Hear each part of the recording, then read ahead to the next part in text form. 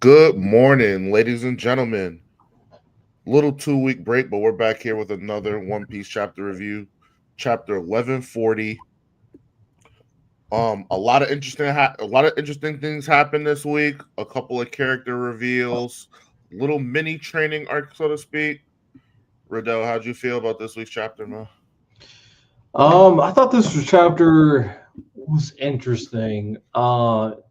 Some, like you said, new character reveals, little mini fight, nothing crazy. It definitely there's like subtle things behind a lot of the things we got that you actually told me before I even read the chapter that I do think is interesting to dive into. So nothing crazy compared to some other chapters, but this chapter was interesting for sure. Nah, yeah, 100% agree with you. Being honest, before Luffy went Gear 5, Scopper was kind of clapping that boy, bruh. It wasn't looking close. We saw the armament. The speed was on point. He was looking really, really good to the point where, Luffy did go Gear 5, but Zoro was like, oh, I might have to jump in. He was giving pointers on the side. Shit was wild, bro. Nah, for real. And then Scopper bowed out, was like, "Yeah, I'm good." Yeah, Gear 5 and Zoro about to go crazy. Nah, that's too much. He was really just testing them, to be honest. And this also raises the question that I think has happened a couple times, like when he fought Rob Lucci, for example. For sure. Does Luffy use Gear 5 too much? Does it like undervalue the importance of Gear 5 and awakening your devil fruit? Nah, I don't think so. I think he's at the stage of the game where pretty much everybody he's fighting, he has to use it damn near. Um, I would say I wish we would see a little bit of something new with the repeated usage of it. Show some more proficiency over it, which I guess he kind of has in a way. But nah, I feel like everybody he's going to encounter is going to either have like advanced hockey to compete or an awakening of their own. So he's going to have to pretty much use it. No, I mean I hear that. It's like, to be fair, kind of trying to figure out like in comparison. As of right now, like Naruto, when he fights, he's always in his Kurama Cloak. cloak. Mm-hmm. Goku always in Super Saiyan Blue. Now, if Goku goes in every fight going Ultra Instinct, that could change things, of course. But when he learned Blue, he pretty much was in Blue every fight moving forward. I'm not Um, going to give Goku that much charity because Moro Ultra Instinct, Granola Ultra Instinct, Gas Ultra Instinct. I would say though the difference is it was a last resort thing. Whereas Sure. in this, like Luffy did not need to go to Gear 5 against Scopper in this moment, unless there was that much of a gap. He was There's like beating his I really ass. couldn't fight without Gear 5. Are we ever gonna see Gear 4 again?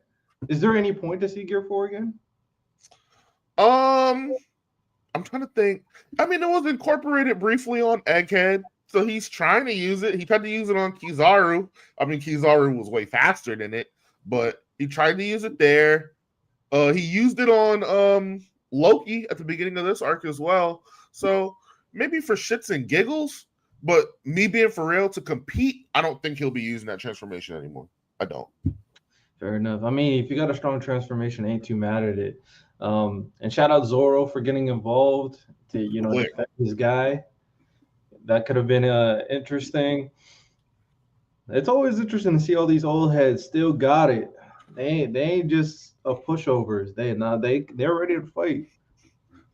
Oda's weird. So going into this arc, I was comfortably like, yeah, Luffy has surpassed Rayleigh. Like he's there. He shows me Scopper, who's weaker than Rayleigh according to like their portrayal. Luffy's not ahead of Rayleigh yet. Scopper was comfortably doing his thing. Now it was Gear 5 that kind of made Scopper bow down. We didn't really get to see how much Luffy really has progressed in those regards. But the way his lower transformations get handled, his base form gets handled, you were right. Luffy ain't all the way there yet. I thought he was. I thought full fledged Yonko we here. He might not be there quite yet. He can hang, he can compete, but his power is questionable. And I'm glad there's levels to it. It keeps the tension for the final arc. And based on what we know about the Yonko fight, based on what we are assuming for how Kizaru performed, because it's shaky, how much he actually was trying to defeat everybody there, with some hints saying that he may have helped them at certain instances. Luffy's current portrayal in the story is kind of interesting. So I'm curious to see what happens when he goes up against the God Knights. And when you told me that the God Knights didn't move you, when they introduce, sure. After they start talking, I'm actually kind of moved. I feel like there is something there that has actual emotion, and we'll get into that. But no, I think this is not going to be easy by any means for the Straw Hats, which will be good to see. We don't want them to just have pushovers now. For sure. Speaking of God Knights, we got the introduction of 2. We also got the name of their means of teleportation. It's called the Abyss. So they're really playing on that theme of hell, down low. How do you feel about our new introductees to the God Knights? So it was kind of goofy to start it out because obviously the dude was in pajamas. He didn't know what was going on. And it is kind of interesting that they can just summon them without them knowing. Yeah. So, like, anywhere in, like, I assumed, or my idea was like, there had to be a certain level of process for you to get summoned. No, if you got the mark that they mentioned, you can be summoned at any point, no matter where you are in the world, which is kind of elite. I'm not gonna lie. It is. It brings your surroundings with you. There's one dude had his whole couch like get brought with him. The other dude was in the shower, still wondering where they were going.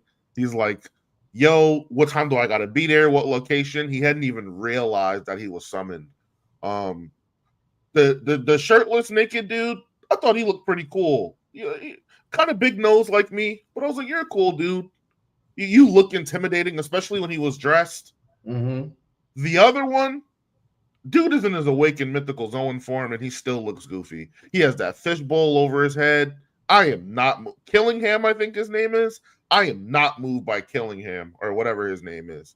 He looks goofy as hell. Yeah, I hear you, but I'm pulling it up right on my end. Oh, it's being a little slow. When he does look goofy, but when Gunko said, with your ability, it made me immediately think he might be the most broken guy here.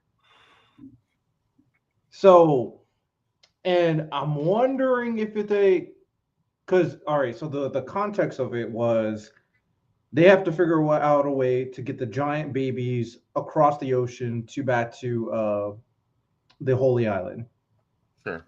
And they didn't have a way to do it because the babies didn't have marks, so they can't just teleport them with the abyss. Sure. And then Gonko was like, and then the dude, what's his name? Shamrock? No, mythical one. Oh, Killingham. Killingham. He was like, oh, well, how are we gonna do that? And then Gonko was like, with your ability, and then shut her mouth. So maybe he has a teleportation type of ability, or some type of travel-based ability to make this an easier thing. Maybe he could fly. Hey, there's a couple different routes with it, but I don't think it's going to be an Orochi situation where he's a buffoon. I think this guy is going to be shit. No, I completely agree. We finally get our first little bit of emotion from Shamrock. I've been complaining all this time that I felt like he had like a very somber look on his face, very disinterested. Fitting of a noble thinks everybody's beneath him. We get this evil, crazy smile after Gunko mentions his powers. about him wanting to make it a game. I had some of my own ideas of what I thought that game would be, but how are you feeling? What do you think that game was going to entail? You can make it into a game. Well, I mean, the first thing that comes to mind is that you're gonna see who can capture the most. Mm-hmm. I mean, that's kind of the easiest way to put it. But if we play into this, guys, because looking at his design even more, he kind of looks like a dragon, and maybe, and he has like an interesting weapon too. Kind of a, is that like clouds around him? Yeah, the clouds from his awakening. Yeah. Oh yeah, that's what you said. That's how we know he's a mythical zone. Mm-hmm. Um, Maybe his devil fruit is very much related to a type of game. Then because I'm looking at these designs a little bit more, man, there's a lot more here. Because even old dude got a very unique looking sword. So Zoro's gonna have to fight that dude. Obviously, it's gonna be a big sword fight. But I wouldn't be surprised if his mythical zone has a game based thing, kind of like Shunsui in a way, That's where what his I thought. abilities were game based. That would be Mm-hmm. interesting to see as well. That was my first initial thought. My hyperbolic hype headcanon thought. I immediately thought God Valley. They had the situation where the games on God Valley, they were capturing slaves. Whoever captured the most slaves received the devil fruit. Mm-hmm. They could very well make that same thing happen here on God Valley, because the way they're setting it up, the only warriors they have present are Ja Rule, Loki, um, Colin's mom. I can't think of her name. I think her name is Ripley, and then the Straw Hats themselves. Not too many, and the new giant pirate. So Hajradeen and his whole crew, which they don't really move me like that. So there's not really many warriors on the island. They could very well mimic those games, round up all of the giants, and there could be a reward, a bounty, if you will, after they complete it. We could see a lot of heavy hitters show up. Looks like Scopper's leaving, according to what he said this chapter, so he wouldn't be there to assist. But yeah, that was what came to my mind, like a God Valley 2-esque situation. Maybe not bigger, maybe not in the same scale, but something similar to it. I could definitely see that as well. It definitely would make sense in this context too. The interesting about it, the thing about it is like they don't even question the idea of kidnapping kids. They're just ready to do it. Yeah, And it makes you question like what got these guys to the point where they're just so obedient towards this.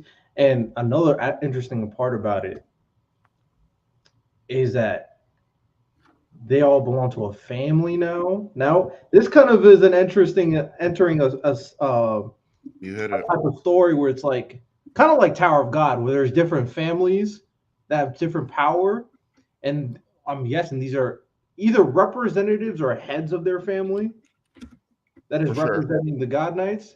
So more than likely, each God Knight it represents. Wait, how many kings were there? I was trying to look it up so that we can get the exact amount of revealed. There's 20. So we got the 5 Gorosei family, right? We got Don Quixote, we got Figureland, and then we got the new one that was just revealed in this chapter with the mythical zone dude. So far we've seen 8 of the 20 original families. And then the other Gorosei member, I mean the other God Knight captain that just appeared, he's in the same family as one of the Gorosei. I'm trying to figure out which one it is because they all have dumbass names.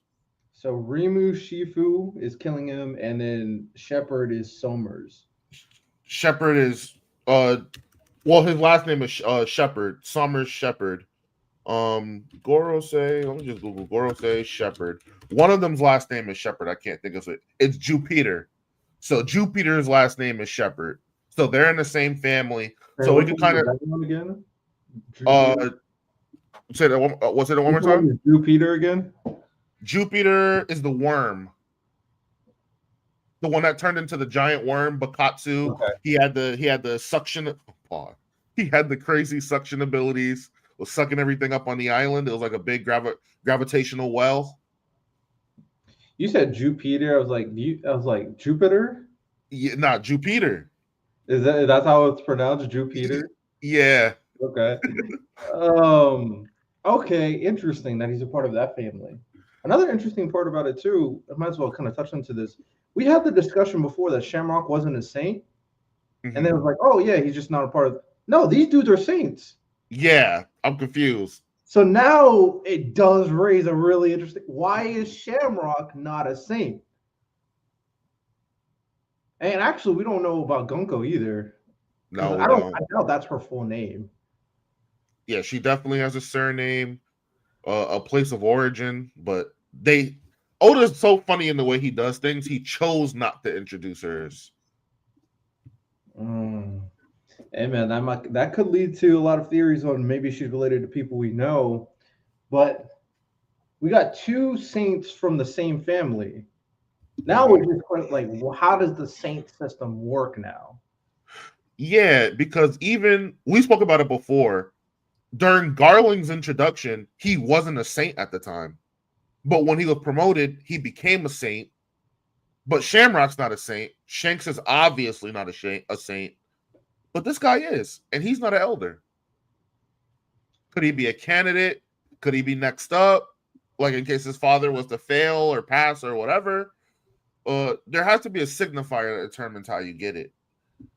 Yeah, and I did want to say, like, maybe it's they're the leaders of the family, but now that you mentioned Jupiter is in the same family, like he's obviously the leader of the family, unless Has to be. they're like co-leaders or something, but I don't Or know. maybe if you become an elder, it doesn't make sense because they both have saint though. Because I was going to say maybe if you're an elder, you kind of relinquish the role of like governing your family because now you're working directly under Emu. You don't really have time to do that. But yeah, I don't know. Very weird how Oda chose to do that.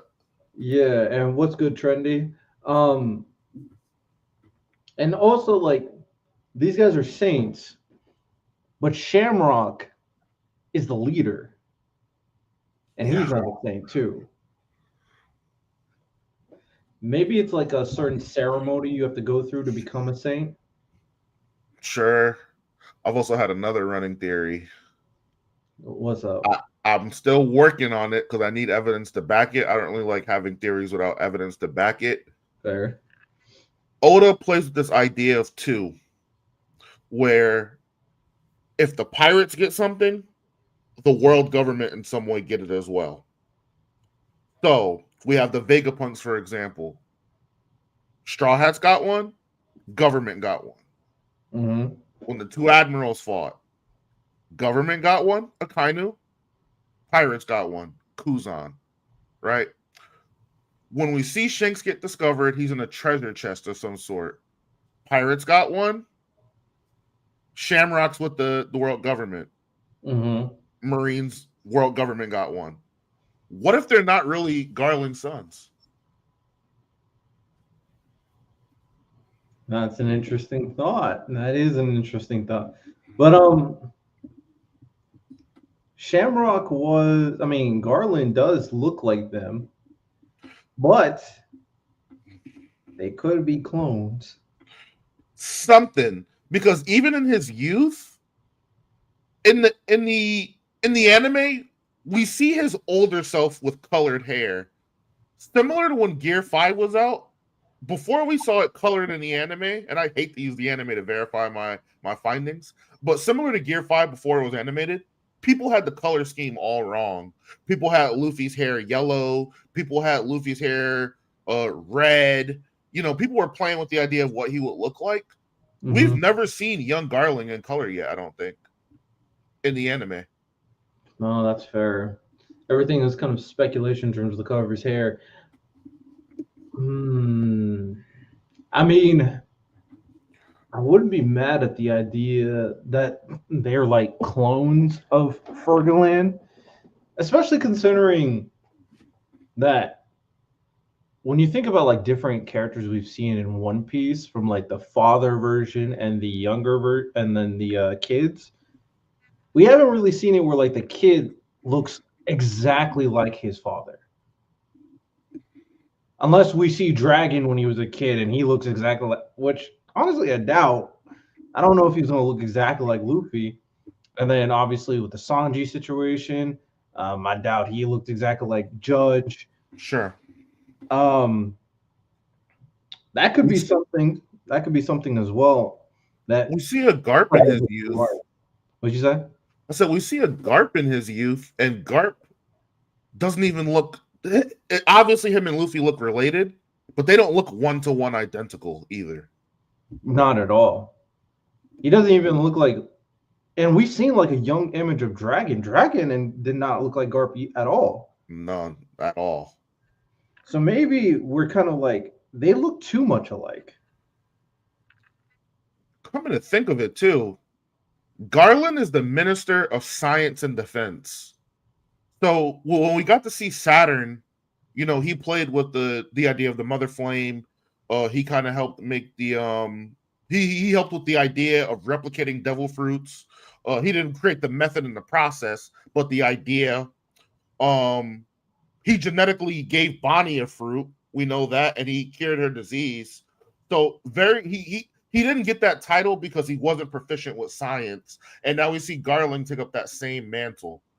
There has to be some sort of R&D science that he's good at as well. Maybe the cloning could be it.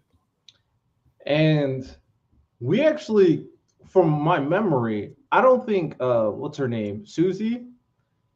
Was that is it Susie? The old woman who cloned herself and made that CP9 double agent. Oh, Sussy. It's very possible her technology was helping the world government. For sure. And I mean, when we think about it too, that cloning could have been the basis of the Seraphim, because they're clones. Yeah. I'm starting to like this cloning theory. I'm gonna be honest. I think it's a strong possibility. Like two people who look exactly like, who also look exactly like Fergaland. I don't know. I feel like that is way too on the nose right there. Nah, for sure. There's a couple more things. In their initial conversations, when these two new Gothanites join up, I think I mentioned it to you already. They're talking about why Shamrock's here on Elbaf. What was the reason he's here? Why are they even being summoned? And they mentioned this idea of visiting Harold's grave. Now, to me, if I see someone as villains or people to be conquered, I wouldn't go through the effort of visiting like their former king's grave. So I'm kind of getting the idea that there's more to that Harold Loki story that we know, and that Harold at some point may have tried to side with the world government. Any thoughts on that? No, I do think that makes a lot of sense. I mean, sometimes it's very clear. Like when we saw the image of Harold, he did not look like a good guy at all. He looked that stereotypical villain. And I could definitely see a situation where the people mistook what exactly happened. And because you don't want public outrage, you kind of hide the truth. Sure. That happens all the time. So in this situation, them asking, hey, you went to go see his grave, that's just not it seemed like it was like a natural thing to say too. Yeah. Like this is like they have a very good relationship with Harold, not just a business relationship. To visit his grave of all things, and Shamrock to visit his grave of all things is also very interesting too. For sure. Yeah, I'm starting to lean with your theory that Loki, that Harold was the bad guy, and then Loki and what's his name, Sharul try to overthrow him. I could definitely see that. One Piece is cooking, man. They haven't missed. Oda's really good at playing with the idea. Those kids almost discovered them, man. If that teacher would have looked a second earlier, she would have saw, but she missed out on it. Elbaf's looking like they're about to be in trouble, man. Yeah, it's not looking good right now. And they are kind of separated. Now Luffy and his gang are definitely gonna go to Loki, but will that be an issue? Because it doesn't seem like they're too far away from the giant kids. So who's really protecting them now? Probably the other Straw Hats. There's other than Jinbei and Sanji, they ain't really got the firepower. And Jinbei and Sanji, let's keep it real. I mean, we ain't expecting them to take on one of these God Knights because based on portrayal, these God Knights are probably like admiral level characters right now. Mm-hmm. And Bare minimum. yeah, it's looking dangerous. And hey man, the more I look at it, this dragon dude and this old man. Oh, this old man got crazy tattoos too. Did you notice that? Yeah, he looks like a fucking beast. Oh no, he be locked in. And then these I kind of want to look up what that weapon is that the dragon dude has. It looks like a trident. It's a type of trident. Yeah, he has to be a dragon of some sorts. He has a patch on his arm too. You see that? Oh yeah, I do. Yeah, that's a crazy looking insignia, bro. Yeah, I thought it was a Nazi. Yeah, that insignia looks crazy. They do have a very SS German like outfit too. Lonnie, how you doing, Lonnie? We said a lot here. How are you feeling about this chapter? I have 3 more pages to finish, so y'all continue. This dude. He's locking in. I'm trying to look. I'm trying to see how they address them. They are pretty casual. Gunko definitely seems like the type of character where she's like really loyal to Shamrock, and then she kind of just says whatever to everybody else. She seems like one of those type of characters. Yeah, a little. I don't want to call it a love interest because I think that cheapens it. But very. She only respects one person. It looks like you're not cutting my check, you're not signing my W-2. I don't have respect for you. Because she's talking to the other guys very casually. I mean, she summoned them while they were in the shower and stuff, so it's like she doesn't care. Another thing I wanted to touch on real quick, though, while we wait for Lonnie. What's up? Throughout One Piece, we've been revealed a lot of devil fruits, right? Mm-hmm. Logia, when that was introduced, was supposed to be the rarest, the hardest devil fruit to find, basically. Mm-hmm. Or mythical zones, I mean, where it's supposed to be hard to. They're both rare. What I'm getting at is, don't we have more mythical zones than Logias at this point?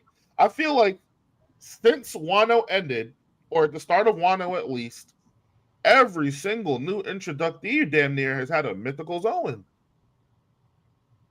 I mean, I feel like I'm okay with it purely based off like the people that they're going up against. Because like the Logia, you see a bad Logia, he's a bad Logia. Like the freaking mud dude, like come on. Oh, he's ass. He's trash. Caribou, he's ass. Yeah. We are not meeting a fodder mythical zone. Like that doesn't exist in this world. Marco. No, he's not fodder. That's disgusting. He's not fodder for sure. Definitely on the weaker end, but he's still if your minimum threshold is that you are vice commander of a Yonko level, that says something. So like we're hitting that levels that we're not really gonna meet anybody moving forward that's like weaker than a vice commander. Sure. Whereas Logia is, I mean, I'm trying to think. How many Logia users have we seen? Akainu?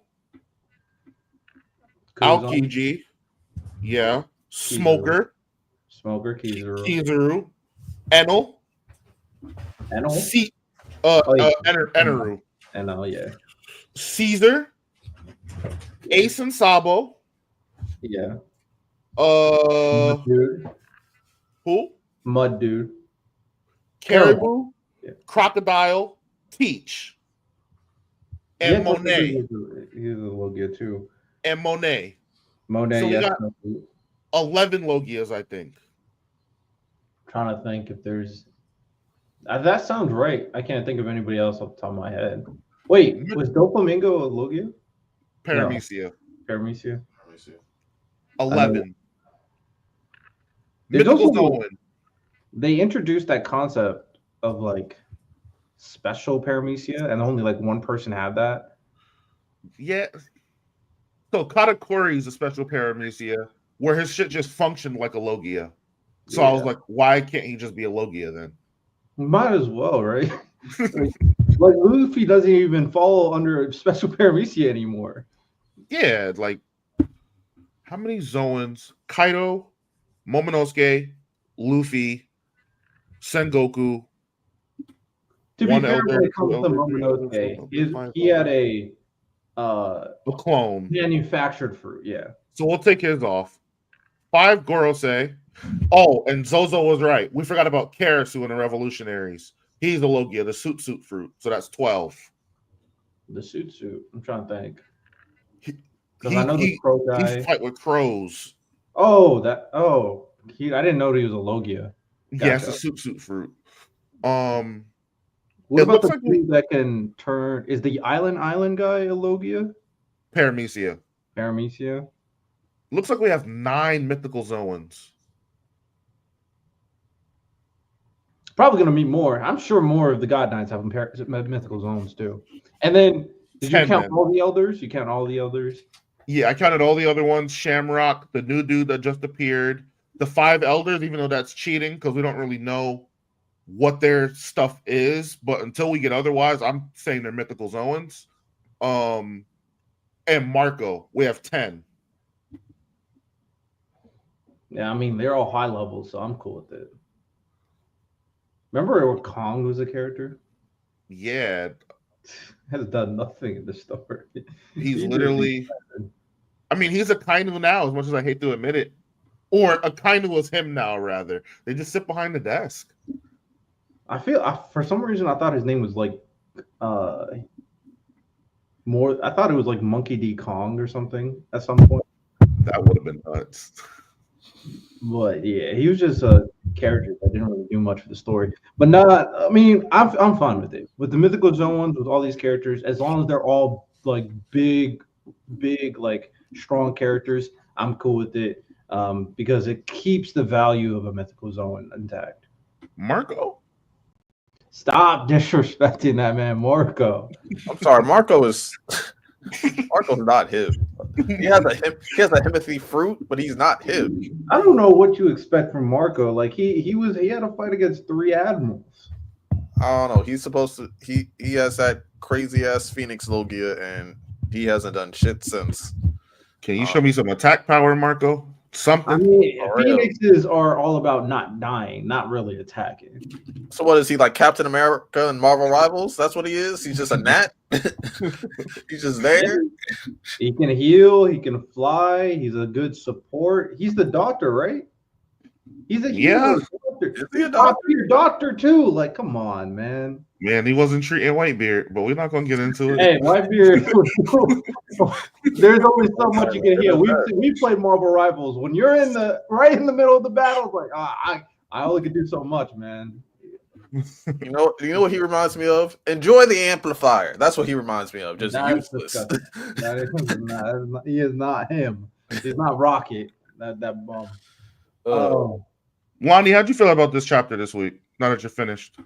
I think it's interesting, especially because originally I thought like these holy knights, they're like definitely like from different places of the world, which is like that theory I was giving you is like, hey, they might just be recruiting people for the holy knights. That kind of backs it up because you got like now we see that old man, now we see this seahorse like creature nigga, and yeah, it's definitely like a assortment of characters.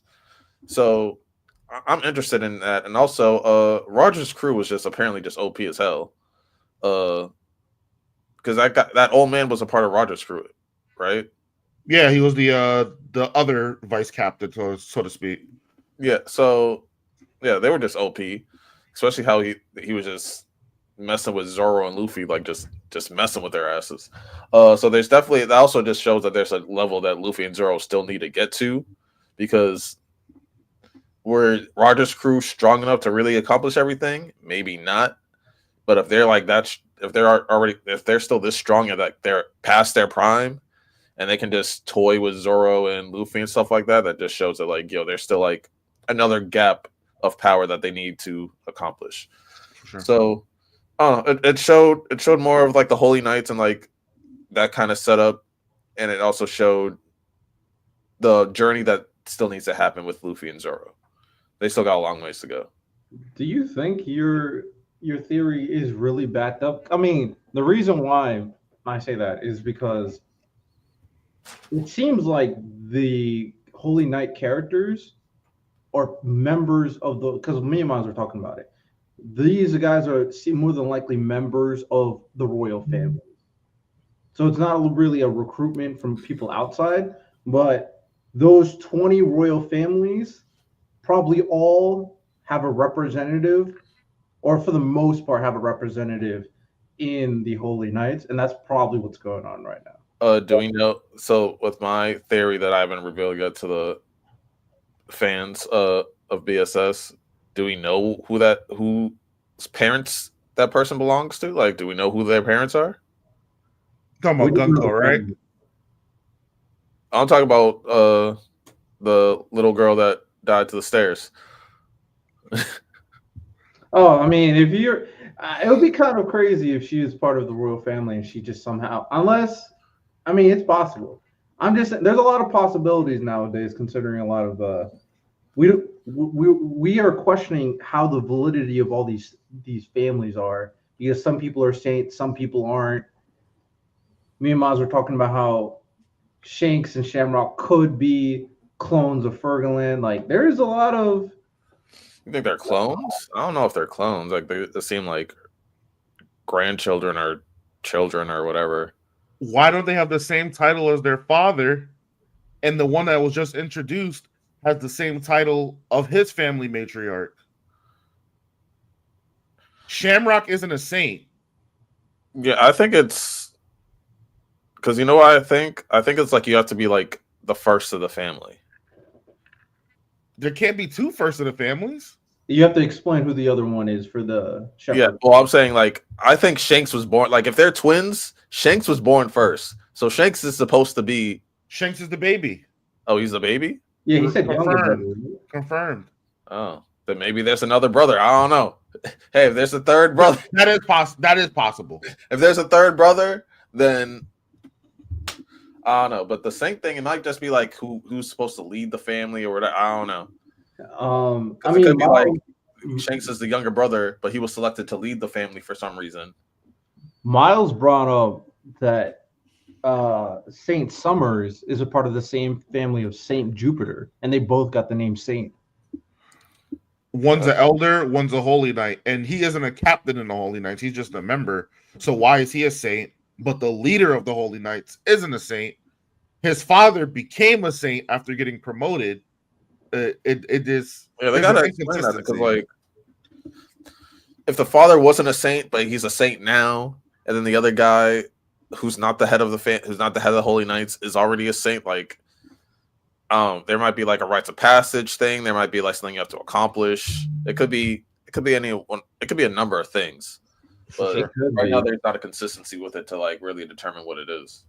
And it would be kind of unbelievable that if there was a trial, that Shamrock of all people would not be able to pass it, considering he's the leader of the Holy Knights. And then another thing we mentioned is that if you really think about like children and their parents and their grandparents, we've never seen a situation where the children looked exactly like their parents and their grandparents. Like their face is basically a copy and paste. Like you think Luffy, Dragon, they all look different from each other. For sure. Yeah. You know, Sanji and Judge look very different from each other Doflamingo and his dad don't look similar to each other. at all. Momonosuke does not look like Odin. He has the if you go 20-year-old Momo looks like Odin. That's the only one I'm gonna push back on.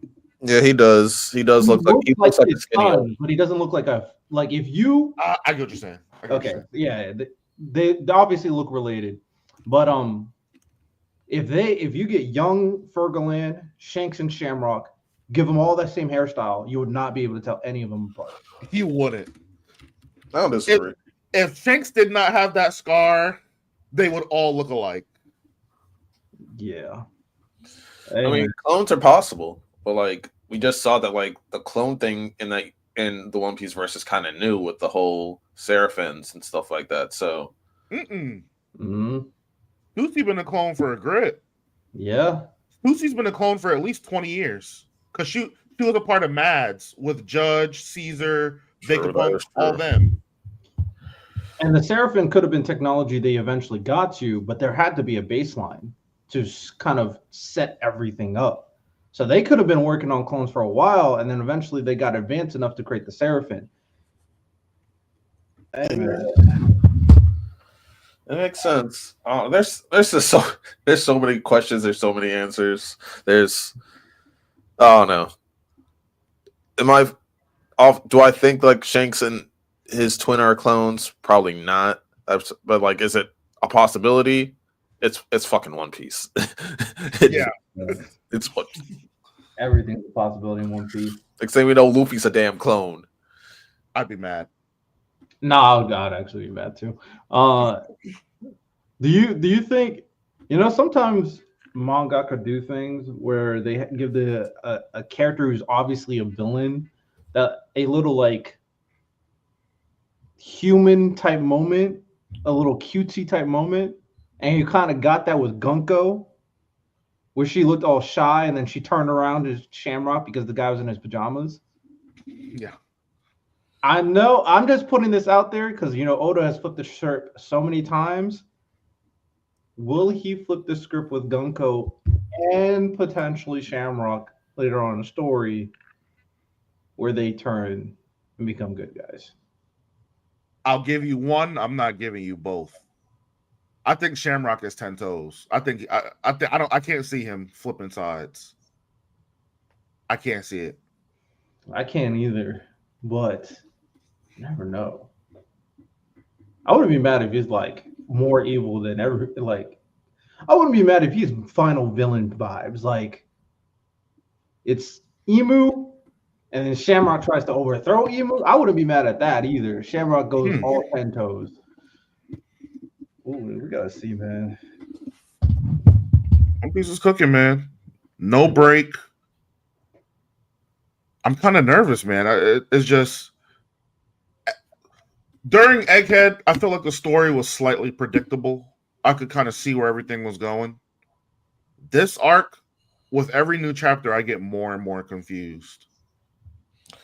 I feel like a few big things are like not just like one big thing's gonna happen. Like I feel like a few big events are gonna happen like within like the next 5 to 6 chapters. Like there's gonna be a lot going on. And if Shanks somehow shows up, that's just gotta throw a monkey wrench into everything again too. So I don't know. I feel like there's just a lot going on. Now that you mentioned the idea of like Gunko, not one but both of them. What if Gunko knows Shanks? That'd be interesting too. There are so many things that they could do here, and yeah, I'm with you guys. Yeah, there's so many story plot lines. Also, shout out the cover page. What's her name? Was getting dark. Oh yeah, Alti. Looks like who's playing like a knife game with her. Unless those cuffs are sea stone, she's an ancient Zoan, so I don't think it would hurt her too much. But yeah, this cover story, I don't know where they're going with it. I don't know what they're trying to accomplish.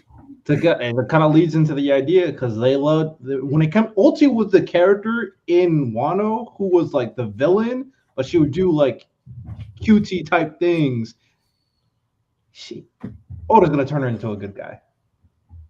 They're Who owns it? they're gonna save her, and she's gonna align with Yamato and them. That'd be pretty cool. Yeah, I can definitely see that. God Valley Part 2. Yeah. Shout out to Giant Kid. All right, I guess the one of the biggest question: who's gonna win? Will the Godman succeed? Will they kidnap the children? Will the Straw Hats stop them? What are we thinking? Like I said, the Straw Hats need a L, so I think they are going to succeed in some way.